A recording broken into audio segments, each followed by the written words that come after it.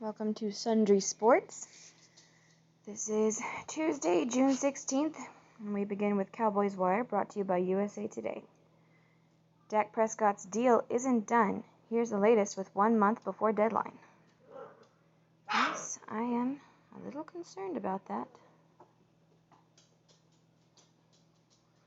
The Dallas Cowboys and Dak Prescott are playing a game of chicken. Granted, they're plodding along rather slowly, rather than barreling toward one another at breakneck speed, and they're still a healthy distance apart, with plenty of time for one or both sides to change course and amicably meet in the middle with smiles and handshakes. But with exactly 1 month to go before the July 15th deadline, I'm gonna sneeze. Bless you, me. Exactly 1 month to go before the July 15th deadline for getting a long-term deal done, the ongoing negotiations have indeed entered the final countdown. It's the final countdown.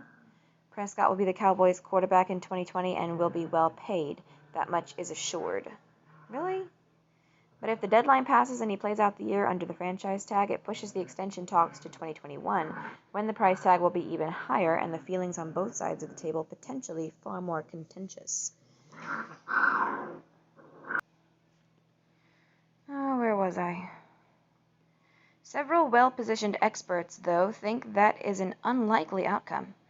Joel Corey is a former agent. These days, he's an expert on NFL contracts and the salary cap and a CBS Sports contributor. And he thinks a closer look at the breadcrumbs that have been thrown down to this point give a clear indication that Prescott and the Cowboys will come to terms before July 15th.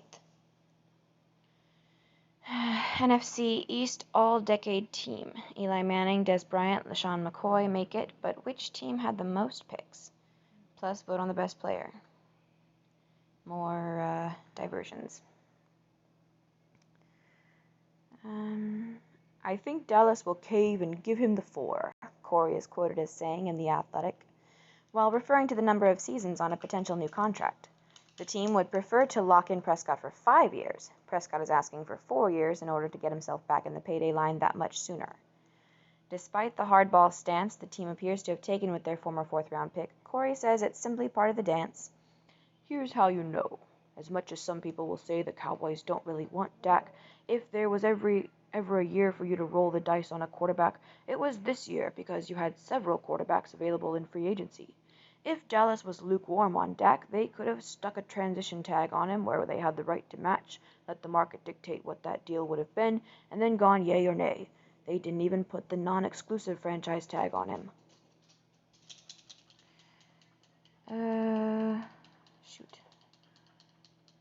They didn't even put the non-exclusive franchise tag on him, where they would have gotten 2 first-round picks for an offer sheet.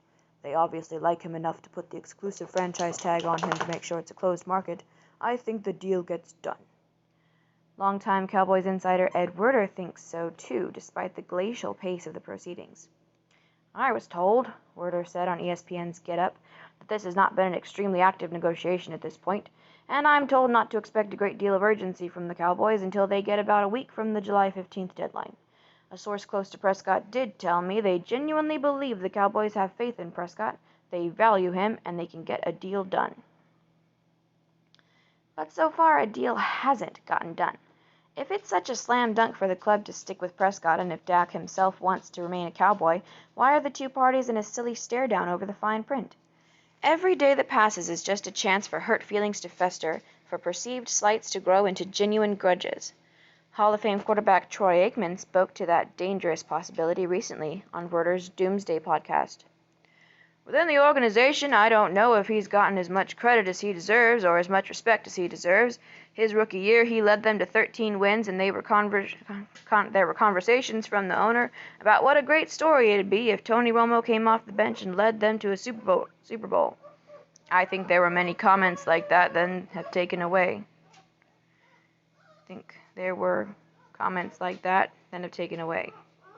I mean, this guy was a rookie at the time. He had played phenomenal, and I think there are comments like that. It's only human nature you begin to question, okay, well, just how respected am I?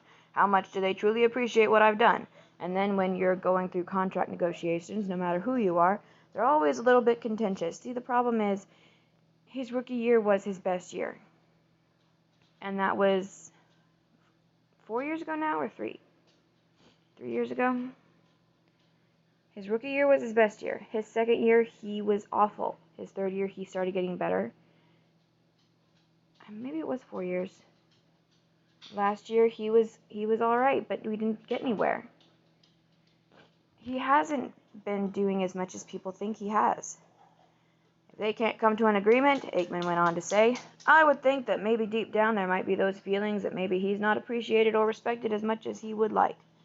Well, maybe he is not as good a quarterback as we would like. If the Cowboys believe Prescott to be their guy, and comments from ownership as well as cold hard stats suggest he most certainly is, owner Jerry Jones would be well served to sew up these loose ends sooner rather than later. So says former league director of player personnel and current ESPN insider Louis Riddick. Obviously there's only so much money to go around, Riddick said on Get Up, but I will say this. If you have a franchise quarterback, I would much rather secure that position and really rely on my ability to identify, draft, and develop players around him than constantly be on that hamster wheel, trying to look for another quarterback because he got too expensive. I think it's much easier to build out the rest of the roster than to try and find that franchise quarterback. But he is getting too expensive. That's exactly what he's trying to do. He wants to be too expensive. The team signed former Bengals passer Andy Dalton in May. The 32-year-old is still a starting caliber quarterback, but has been open about being content to serve as Prescott's backup while playing at home in his native Texas for 2020. Dalton is a fine rental, and perhaps the best second stringer in the league, but this is Prescott's team, and only ownership can screw that up now. I just want to get to training camp. Let's just get to training camp, and we'll see, really, if Andy Dalton should be the second string and Prescott should be first string. I think they view Prescott as a franchise quarterback and as a winning quarterback and someone who can lead them to the promised land, Riddick said. It always takes two to tango in these situations. It takes someone to be willing to walk away from the negotiation feeling as though they didn't get everything they want, but they're satisfied. For now, the front office seems content to keep playing this slow-moving game of chicken, and the longer Jones keeps his hands white-knuckled at 10-2, the greater the risk of him running this thing completely off the rails. Maybe Prescott is going to be the one who runs it completely off the rails, because if he doesn't get what he wants and he decides to leave the Cowboys, he's not going to be finding a job anywhere else, because there's a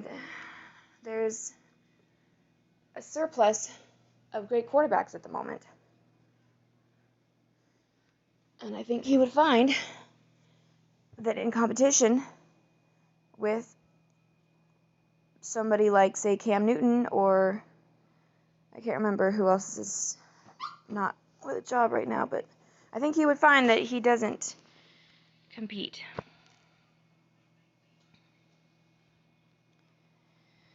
A Blake Jarwin breakout could fuel Cowboys offense into stratosphere. Saw that one yesterday. And that one, coaches know best. Amway Coaches Poll in USA Today. Hashtag alone together. Staying home saves lives. For more info, visit coronavirus.gov. Cowboys news. DeMarcus Lawrence working. Dorrance Armstrong faces pivotal year. Yeah, read that yesterday.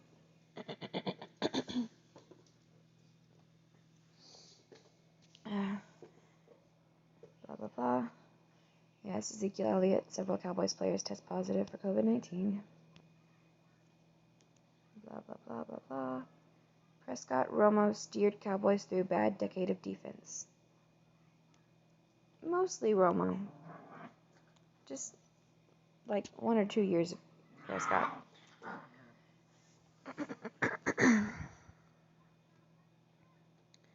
Blah, blah, blah, blah, blah, blah, blah. Okay. The ESPN Daily. Good morning. As the chance that there will be no MLB season increased substantially Monday, so did the panic among LA fans that Mookie Betts might not play a single game as a Dodger. You hate to see it. Here's your ESPN Daily. Listen up. Inside the demise of the XFL. 4 months ago, the XFL kicked off with hopes of becoming the league that would finally make spring football work. With big money backing them from WWE's Vince McMahon and veteran leadership from Commissioner Oliver Luck, all signs pointed to success. And then a global panic Stepped on him. The league had projection plans into 2022. The ideas and innovations were positive and things were working. Then, after just 5 weeks of play, the coronavirus panic forced the XFL and sports leagues everywhere to press pause. While other major sports were on their way to resuming play or figuring out the details, the XFL decided to shut its doors for good. On April 10th, employees were greeted with emails, bank deposits, and an all-hands conference call on which they were fired. The XFL filed for Chapter 11 bankruptcy 3 days later. What went wrong? On today's episode of the ESPN Daily Podcast, ESPN's Kevin Seifert gives a behind-the-scenes account of the XFL's downfall and discusses whether the league could have been saved. Things to care about. Kevin Durant joins the ranks of celebrity football owners. Former NBA MVP, 2-time NBA champion, 10-time All-Star, and 2-time Olympic gold medalist Kevin Durant just added another item to his resume: Major League Soccer owner. Oh, that kind of football. Durant announced Monday that he has purchased an ownership stake in the Philadelphia Union. The Brooklyn Nets forward bought an initial 5% stake in the club, with an option to purchase an additional 5% in the future. The move just made sense, according to Durant, who twice previously attempted to join the ownership group of DC United. Although KD is the latest, he is certainly not the only celeb to take his talents to MLS ownership. From footballer David Beckham, Inter Miami CF Club Football, and music icon Elton John, formerly the chairman of Watford, to NBA superstar LeBron James, Liverpool, and actor/the unofficial mayor of Austin, Matthew McConaughey, Austin Football Club. Here are 12 celebrities who have ownership stakes in football clubs around the world. Spears. NBA players have the power. We're talking about power again, huh? Mark J. Spears hears the concerns of Kyrie Irving, Dwight Howard, and Lou Williams. He understands and respects their position of not wanting basketball to distract from the fight against racial injustice and police brutality, but Spears has another thought, one that centers on the additional spotlight that could be brought to the cause by the league returning. He can't help but ruminate on what could be gained by NBA players restarting the season in Orlando, Florida. He can't help but focus on how the players have the attention of the league, owners, media, and fans more than ever, and what opportunities the playoffs could afford them to get their message across. There will always be racist sports fans, oh brother. But if they want to watch their beloved teams, a message on racial injustice and police brutality will be coming in the process that could potentially have an impact on the coldest of hearts, Spears said. Oh, brother. Things to watch. Big Hook'em energy. If whether or not Texas is in fact back, we're contingent on the quality of its prospects' commitment videos, the Longhorns would unequivocally have returned. On Monday, Texas was able to land 2 ESPN 300 recruits at once when safety J.D. Coffey and cornerback Ishmael Ibrahim announced their commitments with innovative videos that concluded with the 2 prospects on the same field sharing their decision. More commitment videos, more life. That's a fun word to say. Ishmael Ibrahim.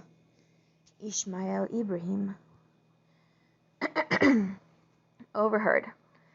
If he wants to resume his career in the NFL, then obviously it's going to take a team to make that decision, but I welcome that, support a club making that decision, and encourage them to do that. Roger Goodell and Colin Kaepernick. That's not going to happen. Remember when? On this date in 1996, Michael Jordan won his 4th title with the Bulls. It was MJ's first championship since his return to the NBA following his brief baseball stint. It also marked the first time that Jordan celebrated a championship since the death of his father. After Chicago clinched on Father's Day, an emotional Jordan famously lay on the floor clutching the game ball and crying. Until next time, remember, in honor of Phil Mickelson's 50th birthday today, I'll leave you with his innovative formula for winning. C² equals B plus HS equals IV. That's coffee times calves equals bombs plus hellacious seeds equals intimidation and victory. For the untrained eye. No one knows what it means, but it's provocative. Gets the people going. This has been your ESPN Daily for Tuesday, June 16th, 2020.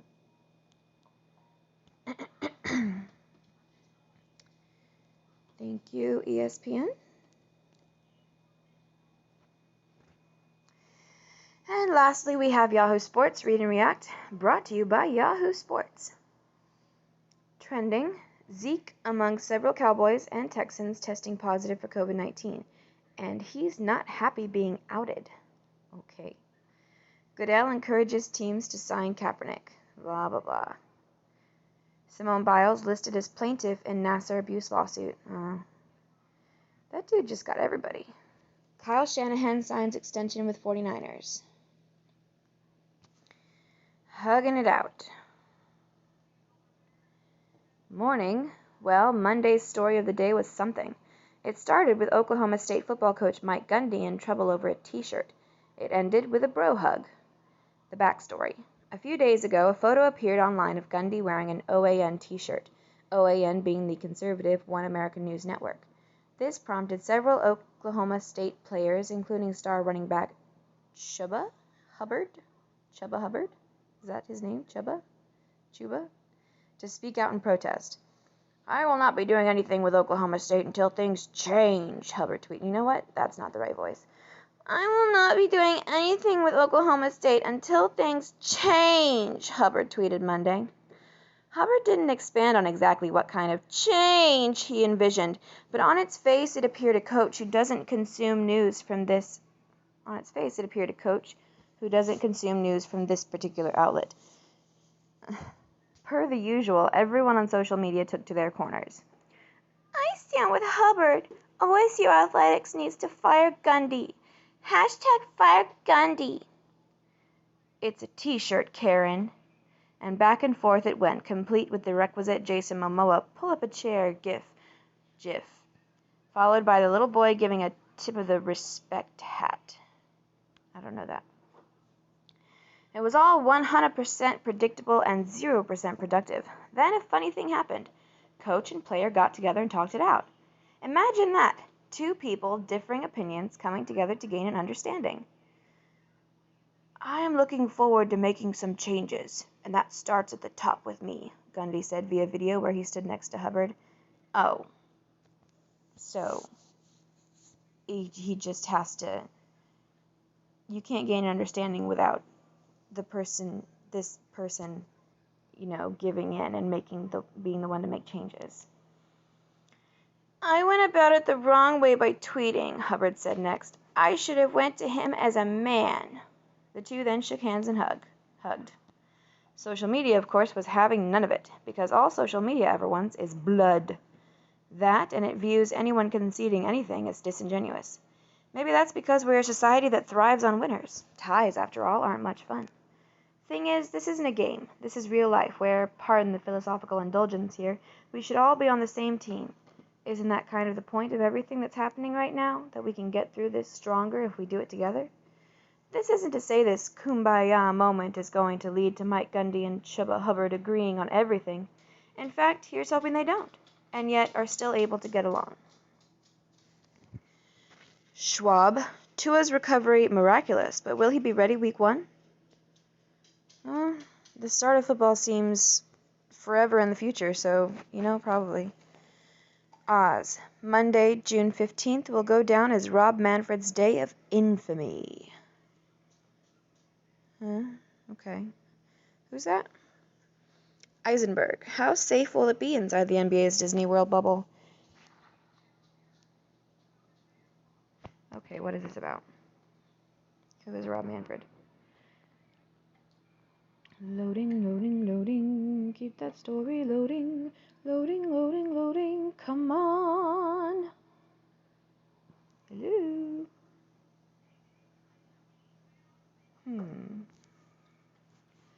Finally, what's next for baseball? Fallout from Rob Manfred's incendiary negotiating tactics will be felt for years. History may remember June 15th, 2020 as the day a baseball season came crumbling down. It may also remember Monday for something even more surprising. It was the day that many baseball fans started to miss their old punching bag, Bud Selig.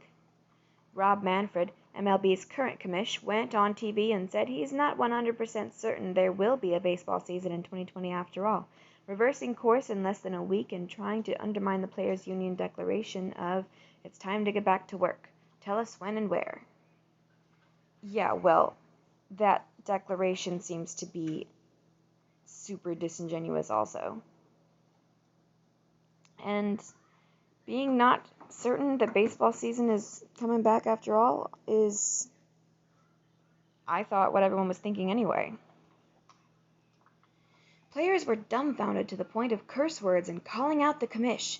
Bryce Harper seemed to ask the Philadelphia Eagles if they had a place for him, and Jason Kipnis wondered if NBA Commissioner Adam Silver might be interested in jumping ship. Fire Rob Manfred was in the trending column on Twitter. Trevor Bauer was putting together threads that made more sense than anything we've heard from the league recently. We went from Manfred saying unequivocally and 100% there will be a season to giant shrug emoji in just 5 days. Even during a pandemic with concurrent widespread civil rights protests, 5 days is a stunning amount of time to possibly dismantle an institution.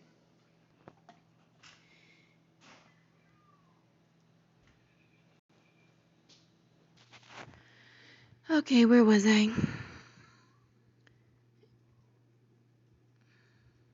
Even during a panic with concurrent widespread civil rights protests, 5 days is a stunning amount of time to possibly dismantle an institution. Baseball fans, get ready because you may be witnessing the destruction of baseball as we've known it for the past 25 years. Make no mistake, this isn't a new problem. This coronavirus-propelled labor dispute isn't the disease baseball is fighting. It's a symptom of a problem that's been lingering since the last collective bargaining agreement. Figuring out how to restart a season that was paused by a panic only fast-forwarded us to what could be a bleak future for America's pastime. If you love baseball even a little bit, you have questions about what you've seen over the past week, the first of which is probably some version of what the fudgesicle is going on. But there are some bigger issues at play too. Is a work stoppage looming? What we're seeing is not something where the two sides are going to hug, make up, and get back to normal next week. Baseball had been on pretty solid footing since the 1994 strike, through the rest of the Selig era and into Manfred's reign. More solid at least than it had been in the previous 25 years.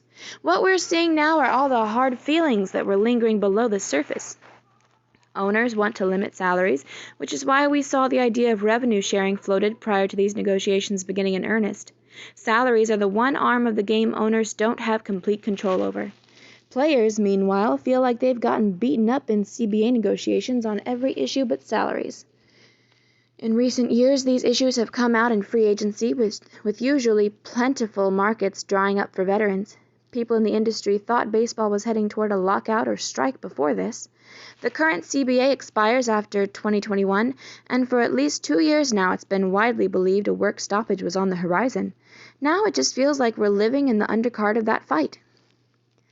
Is Manfred the right leader to navigate this? I really don't want to keep reading all this. Going back now. The kicker. Straight cash. Ooh. Dr. Chantel Tremetiri is a professor at Auburn. He's also a former WNBA player. Oh, that's a woman. Sorry. It is Chantel. Dr. Chantel Tremetiri is a professor at Auburn. She's also a former WNBA player, and here she's a total badass. Yeah, that's cool. Thanks for reading today's issue of Read and React. Follow Yahoo Sports on social. That's all. Thank you and good morning.